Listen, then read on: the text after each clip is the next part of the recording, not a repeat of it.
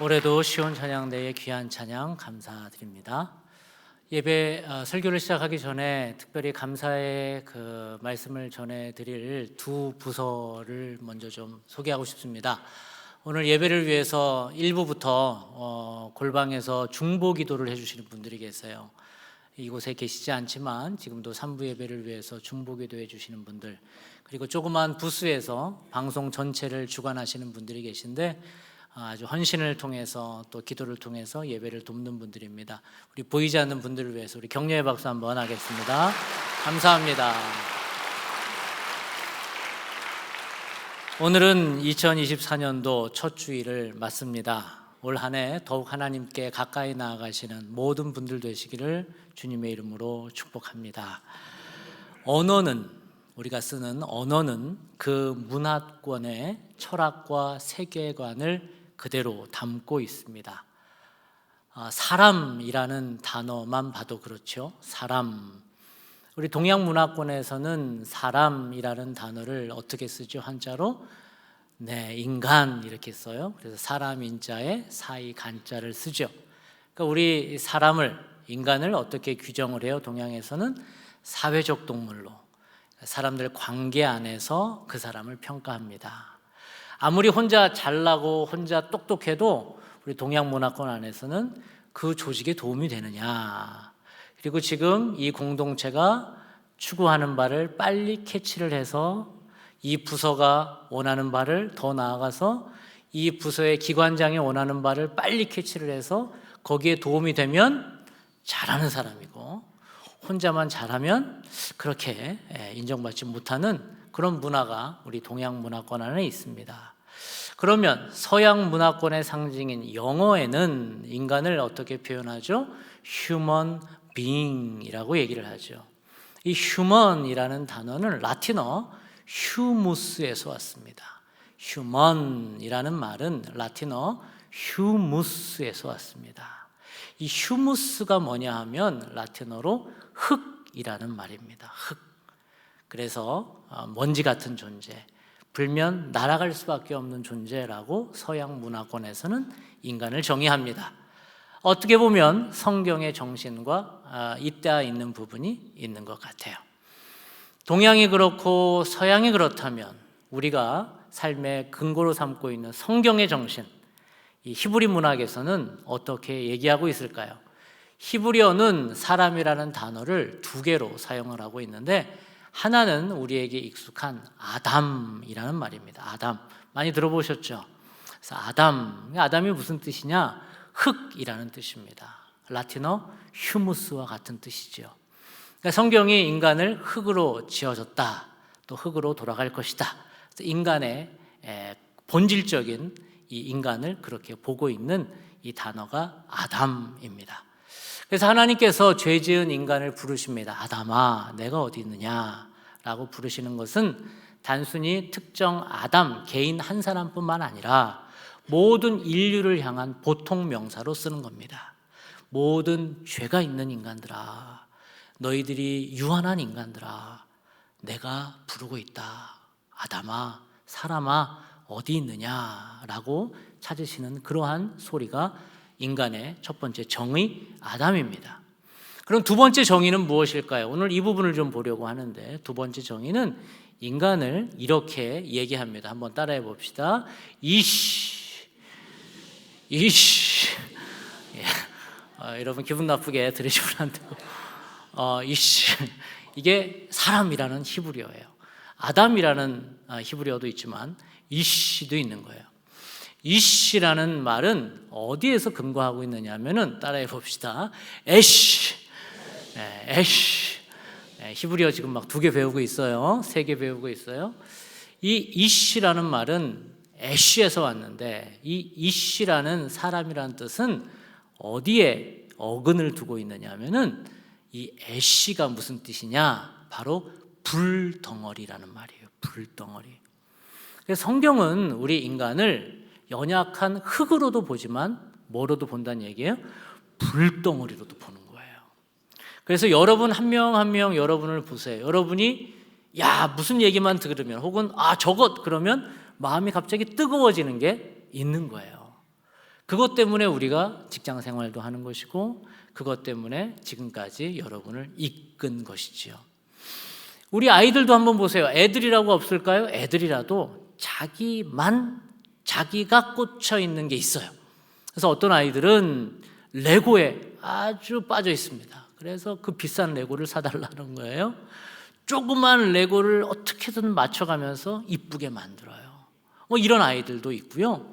어떤 아이들은 그 육각면인데 이렇게 색깔이 다른 걸 큐브라고 하나요? 그거를 또 기가 막히게 맞추는 아이들도 있어요. 어른들이 못 맞추는 것도 딱 보더니 탁탁탁탁 해서 그런 거 시합도 있지 않습니까? 그런 아이들도 있는 거예요. 어떤 아이들은 자동차의 뒷모습만 딱 봐도 저거 소나타다, 저거 K5다 이렇게 딱 알아차리는 아이들도 있어요. 그러니까 자기가 그렇게 열중하는 것이 있다라는 거예요. 그 에너지가, 불이 모든 인간에게는 있다라는 거예요. 우리 부모님들 아이들 어디에 지금 막 열정이 쏟아졌으면 좋겠어요? 막 책 읽고 막 독서에 막 그냥 공부에 막 수학 푸는 거에 그런 아이들 많지 않아요? 거기에 막 우리는 열중하기를 원하지만 사실 아이들의 관심사는 다 다른 것이죠. 저희 아이들도 2명 있어요. 이 아이들이 태어날 때 제가 얼마나 기도를 많이 했겠어요. 뭐라고 기도했게요? 주님 건강하게만, 바랄 게 뭐가 있겠어요? 건강하게만 크게 해주세요. 그랬더니 신실하신 하나님이 제 기도를 너무 잘 들어주셨어요. 건강하기만 합니다. 예. 죄송합니다. 여러분도 너무 기도 그렇게 해놓고 지금 원망하지 마세요. 우리 아이들만 열정이 있을까요? 아닙니다. 우리 80, 90 드신 어르신들도 열정이 있어요. 거기에만 지금도 열중하시면서 살아가시는 게 있는 거예요. 이렇듯 우리 모든 인간에게는 저마다 불덩어리가 있다는 겁니다. 그거를 우리는 갈망이라고 부릅니다. 뭐라고요? 갈망이라고 불러요. 그래서 이 갈망, 예를 들면 저거 사고 싶다, 이거 갖고 싶다, 저 집 살고 싶다, 저런 곳 여행하고 싶다. 여러분 이런 것이 죄예요? 아니에요. 얘기 못 하시는데 이거는 죄가 아니에요. 뭔가 내 안에 올라오는 이 에너지, 뭔가 이 열정은 절대 죄가 아닌 거예요. 그렇게 해서 우리는 이렇게 정의를 해봅니다. 갈망은 간절히 바라는 마음이에요. 같이 중립적인 의미입니다. 절대 죄가 아닌 거예요.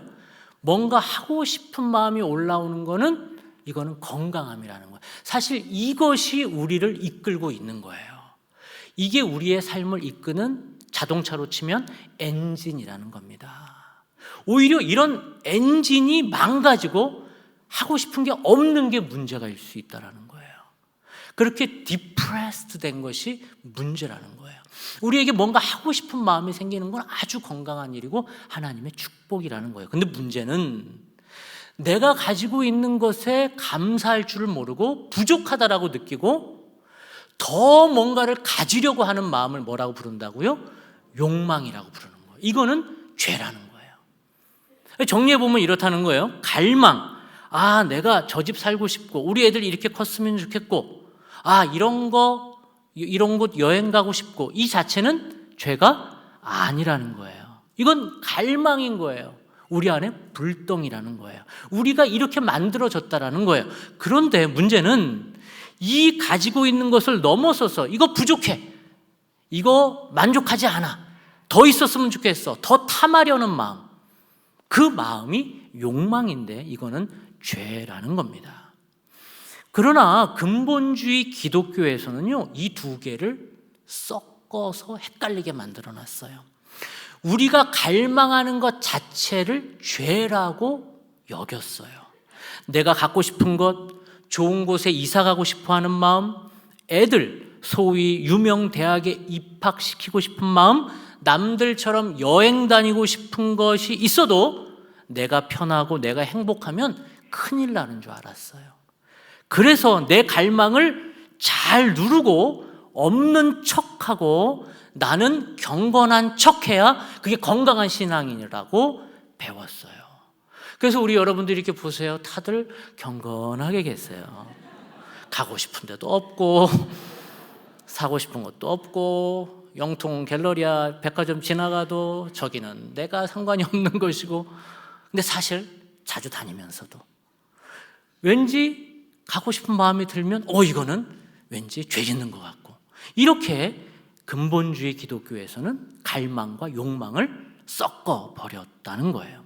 그래서 잘 눌러야만, 그리고 없는 척해야만 건강한 신앙인이라고 우리가 배웠다는 거예요. 그런데 문제는 그렇게 누르고 누르면 여러분 어떻게 돼요? 그게 없어지나요? No, 절대 없어지지 않아요. 누르면 어떻게 돼요? 옆으로 툭 튀어나오는 거예요. 이상한 나도 모르는 데에서 툭 변형이 되는 거예요. 그러면서 기독교는 기형적 기독교가 되어버렸어요. 교회 안에서는 누구보다 경건한 척을 하나, 집에 가서는, 그리고 일터에서는 나보다 약한 사람에게는 막 쏟아붓는 변질된 크리스천으로 우리가 살아간다는 거예요. 그래서 건강한 기독교인들은, 신앙인들은 내 불덩이, 이 갈망을 누르기에 급급한 것이 아니라 내 불덩이, 내 열망을 잘 다루는 것이 신앙생활이라는 말이에요. 다시요. 신앙생활은 이거를 없는 척, 기도 1시간씩 하면서 주님 이것이 떠나가게 해주시옵소서, 없는 척 하는 게 건강한 신앙이 아니라, 왜 나는 명품백을 보면 자꾸 침을 흘리지? 왜 나는 여행 갔다 온 사람을 보면 왜 이렇게 부럽지? 왜 나는 잘 사는 가정을 보면 왜 이렇게 열받지? 왜 나는 저렇게 잘 나가는 사람들 보면 이렇게 질투가 나지? 왜 어렵고 힘든 사람을 보면 내 마음 안에 한 곳에서는 무시를 하지? 이런 마음이 누구나 있다라는 건데, 이런 마음을 다루어야 되는 거예요. 그거를 없는 척 포장하는 게 기독교가 아니라, 하나님 내 안에는 왜 이런 마음이 있죠? 다루어야 한다는 것입니다. 그럼 어떻게 내 안에 이러한 열망, 이 불덩어리를 잘 다룰 수 있을까요? 이런 불덩어리는 말씀드렸던 것처럼 우리를 움직이는 엔진입니다. 엔진이 차를 움직이듯이 이런 갈망이 나를 움직이는 겁니다. 그런데 우리는 우리의 엔진이 800cc, 옛날에는 티코라는 차가 있어요. 800cc, 거기서 1500cc, 아반떼급이 되거나, 그리고 3000cc를 가면 내가 나의 존재 이유가 있다고 생각을 해서 자꾸 엔진 배기량을 높이는 것에 내가 관심을 갖고 있습니다. 그러나 우리에게 엔진을 주신 이유는 그렇게 배기량을 높이는 것이 아니라 내가 과연 어디로 가고 있는지, 과연 그렇게 달리는 목적이 무엇인지를 우리 자신에게 물어봐야 한다는 것입니다. 내 엔진이 다른 사람 엔진보다 더 크니까 사람들이 나를 부러워하겠지라는 허영심으로 가득한 채 삶을 살아가는 것이 아니라, 내 엔진, 내 불덩어리, 내 비전을 크게 만드는 것이 아니라 내가 이렇게 살아도 괜찮은지, 내가 이렇게 달려도 괜찮은지 좀 멈춰서 나를 돌아봐야 한다는 것입니다. 올해는 우리는 시편 73편 28절의 말씀을 주제 말씀으로 받았습니다. 한번 같이 읽어보도록 하겠습니다. 하나님께 가까이 함이 내게 복이라. 내가 주 여호와를 나의 피난처로 삼아 주의 모든 행적을 전파하리이다. 아멘. 이 말씀에 근거해서 우리는 표어를 하나님께 더 가까이라고 잡았습니다. 수원성교회에 속한 모든 분들에게 이 하나님의 은혜가 함께 하시기를 주님의 이름으로 축복합니다. 그럼 어떻게 하면 하나님께 더 가까이 갈 수 있을까요? 그것은 멈춰야 합니다. 뭐라고요? 멈춰야 합니다. 아니, 가까이 가라고 해놓고 멈추라고요? 네, 맞습니다. 멈춰야 가까이 갈 수 있습니다. 우리는 지금까지 내 안에 불덩이를 가지고 여러분 나이만큼 열심히 살아오셨습니다. 일터에서, 가정에서 누구보다 열심히 돈을 벌고 사업을 하고 육아를 하시고 또한 교회를 섬기며 살았습니다. 마치 경쟁하듯 엔진 배기량을 올리며 우린 여태까지 살았습니다. 열심히만 살았지 사실 방향이 정말 이 방향이 맞은지 우리가 멈춰서 물어보지를 못한 채 열심히 살으라고 배웠으니, 우리 초등학교 교실 가면 어렸을 때 뭐라고 썼어요? 근면자조 협동, 성실 근면 막 성실. 우리는 열심히만 살으라고 배웠습니다. 그런데 방향을 우리가 찾았다고 해서 가던 속도를 줄이지 않고 방향만 확 꺾어버리면 차가 어떻게 돼요? 전복이 됩니다. 뒤집어지는 거예요. 그래서 일단 우리가 멈춰야 합니다. 시편 73편 기자는 몹시 화가 나서 하나님께 대들며 시편 73편을 시작을 합니다. 1절부터 3절까지의 말씀을 한번 읽어보도록 하겠습니다. 시작. 하나님이 참으로 이스라엘 중 마음이 정결한 자에게 선을 행하시나 나는 거의 넘어질 뻔하였고 나의 걸음이 미끄러질 뻔하였으니 이는 내가 악인의 형통함을 보고 오만한 자를 질투하였음이로다. 아멘. 시편 73편의 저자인 아삽은 찬양대 대장이었습니다. 이 지은이는 아삽인데 이 아삽은 찬양대 대장으로 알려져 있습니다. 우리 찬양대 대장님이 누구세요? 네. 찬양대 대장 아삽이라고 얘기합니다. 혹은 지휘자가 되실 수도 있을 것 같아요. 다윗은 이 아삽을 찬양을 전담하는 찬양 전문가로 세웠습니다. 그만큼 그는 누구보다 예배의 중요성을 알았고 찬양으로 이스라엘 전체를 하나님께 인도하는 중요한 직책을 맡은 사람이 누구라고요? 아삽입니다. 그런데 그에게는 딜레마가 있었습니다. 적어도 자기가 보기에는 나처럼 이렇게 하나님께 예배하지 않는 악한 사람들이 형통을 하고 죽을 때에도 고통도 없고 그들의 자식이 더 잘 되는 것에 배 아파 미치겠다는 겁니다. 실족하겠다는 거예요. 4절부터 9절 말씀을 한번 읽어보도록 하겠습니다. 그들은 죽을 때에도 고통이 없고 그 힘이 강건하며 사람들이 당하는 고난이 그들에게는 없고 사람들이 당하는 재앙도 그들에게는 없나니 그러므로 교만이 그들의 목걸이요 강포가 그들의 옷이며 살찜으로 그들의 눈이 솟아나며 그들의 소득은 마음의 소원보다 많으며 그들은 능욕하며 악하게 말하며 높은 데서 거만하게 말하며 그들의 입은 하늘에 두고 그들의 혀는 땅에 두루 다니도다. 아멘. 이 아삽은 얼마나 이런 꼴이 보기 싫었던지, 그래서 얼마나 화가 치밀어 올랐던지 그는 막 나가기 시작을 합니다. 하나님이 이런 불공평함을 제대로 알지도 못하고 계시다고, 그것에 대한 지식도 없는 것 같다고 말하기 시작을 합니다. 그리고 그렇게 잘 되는 사람들의 재물이 더 불어나는 것에 뿔따구가 단단히 난 모양입니다. 10절에서 12절 말씀을 읽어보겠습니다. 그러므로 그의 백성이 이리로 돌아와서 잔에 가득한 물을 다 마시며 말하기를 하나님이 어찌 알랴 지존자에게 지식이 있으랴 하는도다. 볼지어다 이들은 악인이라도 항상 편안하고 재물은 더욱 불어나도다. 아멘. 시편의 기자인 아삽은 예배자로 한평생 살았습니다. 그런데 그는 겉으로는 예배자인 것처럼 경건하게 살았지만 자기 안에 불덩이를 다루고 있지를 못한 것 같습니다. 나는 예배자로 살면서 이것도 절제하고 저것도 안 하고 자기의 모든 것들을 헌신하고 예배하고 사는데 헌신도 안 하고 예배도 안 하는 사람들이 더 잘 사는 모습에 그렇게 배가 아프다는 겁니다. 그의 불평은 늘 다른 사람들과의 비교입니다. 자기도 남들처럼 뒤지기 싫었고 자기 자식들도 뒤처지기 싫어서 애를 썼는데 하나님은 내가 예배자인데 내가 찬양대 대장인데 모태신앙인데 3대째 신앙의 집안인데 우리 집안에 목사가 몇 명이고 장로가 몇 명인데 어찌 우리 집보다 예배도 안 나오고 하나님께 헌신도 안 하고 헌금도 안 하는 개똥이네가 더 잘 사냐는 겁니다. 왜 말똥이네는 벤츠를 타고 다니냐는 거예요. 거기에 자기가 삐뚤어지기 시작을 합니다.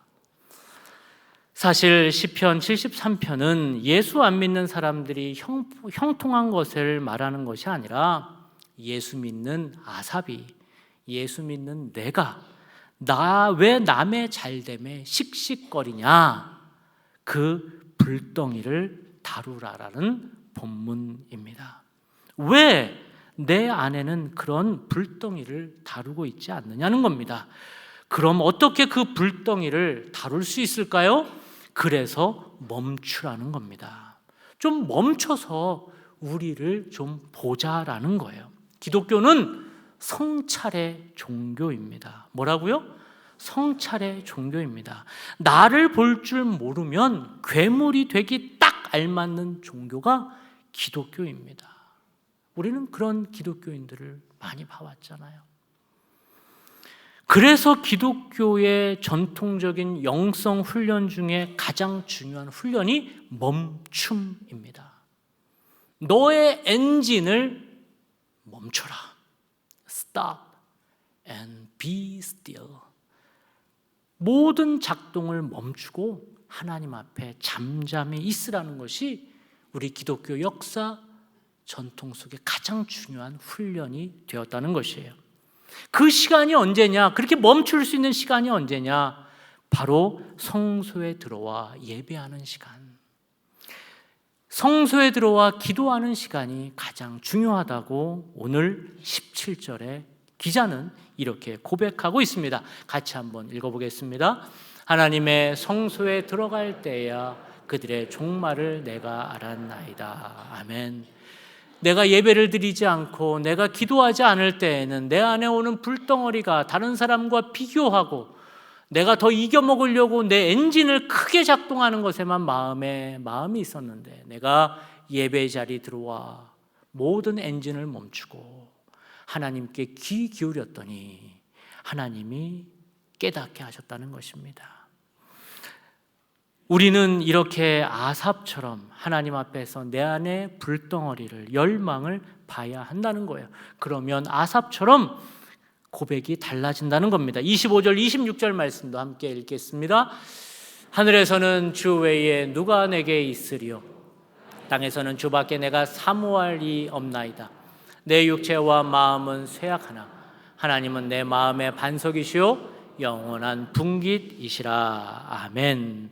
성소에 들어가서 내 욕망의 엔진을 끄고 내 욕심을 내려놓고 내 에고를 벗어버리고 참나를 찾으면 하늘 위에 주 외에 누가 내게 있으려라는 고백을 하게 된다는 것입니다.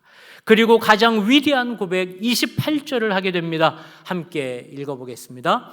하나님께 가까이 함이 내게 복이라. 내가 주 여호와를 나의 피난처로 삼아 주의 모든 행적을 전파하리이다. 아멘. 하나님께 가까이 함이 우리에게 복인 줄 믿습니다. 여러분도 이 복을 받으시기를 축복합니다. 그런데 이 복은 우리가 아는 복과는, 전통적인 한자의 문화권에 살고 있는 우리의 복과는 조금 다른 개념입니다. 한자로 복자를 파자하면 이렇습니다. 볼시에 한일의 입구의 받전입니다. 여러 해석이 가능하겠지만 제 해석은 이렇습니다.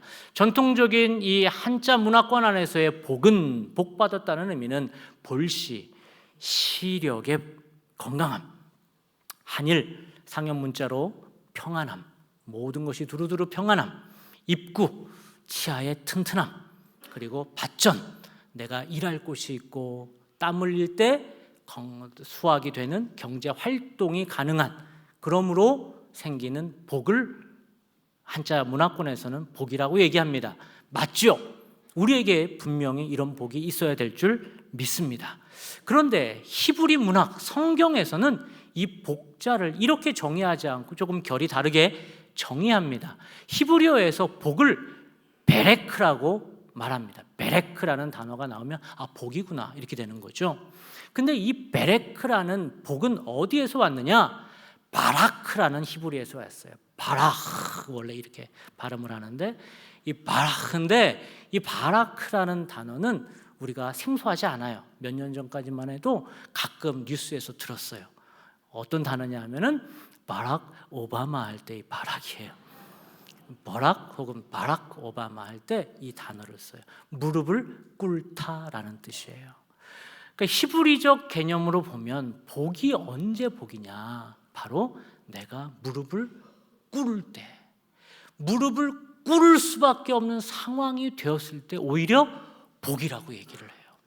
세상에서는 우리가 두 다리를 쭉 펴고 심지어 더 잘 보이려고 까치발로 서고 아니 더 내가 높아지려고 하는 것이 복이라고 얘기를 하나 히브리적 개념으로는 이 복이 내가 건강이 약해졌을 때 주님 이제는 내가 내 힘으로 살 수 있는 줄 알았더니 그게 아니었군요 하면서 무릎을 꿇는 상황. 내가 예전에는 내가 주인 되어서 살았는데 알고 보니까 이제는 가정적으로 너무 남편과 아내와의 관계 속에 힘들어져서 주님 앞에 매달릴 수밖에 없는 상황, 무릎을 꿇을 수밖에 없는 상황이 오니까 그때 하나님을 오히려 만나게 되는 상황. 재정적으로 부도 위기까지 가서 주님 나 혼자는 할 수 없습니다. 천부여 의지없어서 손들고 옵니다라고 무릎을 꿇었을 때 오는 그 하나님과의 만남. 그것이 진정한 복이라고 우리에게 가르치고 있는 것입니다. 이 복은 바로 내가 하나님의 성전에 나와 무릎을 꿇고 멈춰서 하나님을 볼 때 오히려 그것이 복이라고 말하는 것인 줄 믿으시기 바랍니다. 올 한 해 여러분에게 욕망의 더 큰 엔진을 장착해 주지 못해서 죄송합니다. 새해 첫 주 담임 목사가 여러분의 욕망에 불을 지펴주지 못해서 죄송합니다. 그러나 수원성 교회마저 샤먼화된 기독교, 무슨 대기업 같은 기독교, 반짝반짝하며 팽팽 돌아가는 기독교가 되면 안 됩니다. 세상에 우리를 그렇게 정신 못 차리게 팽팽 돌릴 때 오히려 우리는 예배 가운데, 기도 가운데 무릎을 꿇고 멈춰서 무릎을 꿇고 내 불덩이, 나를 지금 움직이고 있는 이 엔진은 어디로 가고 있는지, 왜 내 안에 이런 마음이 올라오는지 하나님 앞에 다스리며 다룰 때 이것이 진짜 복임을 믿으시기 바랍니다. 그래서 이번 한 주 우리는 특별 새벽 기도회를 준비했습니다. 여러분 보시기에 왼쪽 상단에 보면 매일마다 주제를 가지고 주 앞에 나아가려고 합니다. 질병 중에 있는 분들 더 가까이 나아가게, 환난 중에 있는 분들 일터 중에서 평범할 때 각각의 주제를 가지고 우리가 나와 하나님 앞에 내 엔진을 끄고 하나님께 가까이 나아가는 시간을 가지려 합니다. 특별히 우리 교회에서는 해오지는 않았지만 안수기도를 해주는 시간을 가지려고 합니다. 여러분들이 여러분 기도 제목을 쓰시는 난을 받으셨을 겁니다. 여러분이 쓰셔서 가지고 오면 부족한 종이 여러분의 기도 제목을 가지고 한 분 한 분 기도를 원하시는 분들에게 기도를 해드리는 시간을 가지려 합니다. 그렇게 하는 이유는 여러분들이 한 해를 시작하면서 내가 무릎을 꿇고 살겠습니다라는 결단의 시간을 함께 갖자는 의미입니다.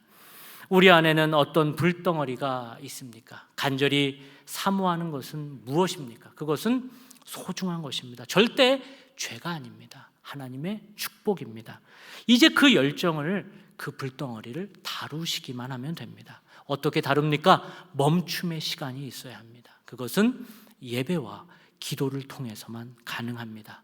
올 한 해 세상은 더 큰 엔진을 장착하라고 심지어 예배 인도자였던 아삽에게도 주문했던 그러한 더 빨리 달리고 더 크게 성장하라고 주문했던 그러한 주문이 우리에게 있을지라도 오히려 우리는 무릎을 꿇고 사는 멈춤의 삶이, 그래서 주님께 더 가까이 나아가는 삶이 큰 복임을 고백하는 모든 분들 되시기를 주님의 이름으로 축복합니다. 기도하겠습니다. 하나님, 새로운 한 해 2024년을 선물로 주셔서 감사합니다. 그러나 두렵습니다. 100m 달리기 출발선에 우리의 경쟁자와 나란히 서서 공을 울리기를 기다리는 긴장으로 한 해를 시작하는 분들도 있습니다. 그러나 주님, 이제는 더 빨리 달리는 삶을 내려놓고 올 한 해는 멈춰서 내 열망을, 내 에너지를, 내 불덩이를 기도와 예배 가운데 다루기를 원합니다. 기도의 무릎으로 예배 안에 멈춰서 하나님께 더 가까이 나아가는 복된 삶을 살게 하옵소서. 예수님의 이름으로 기도합니다. 아멘.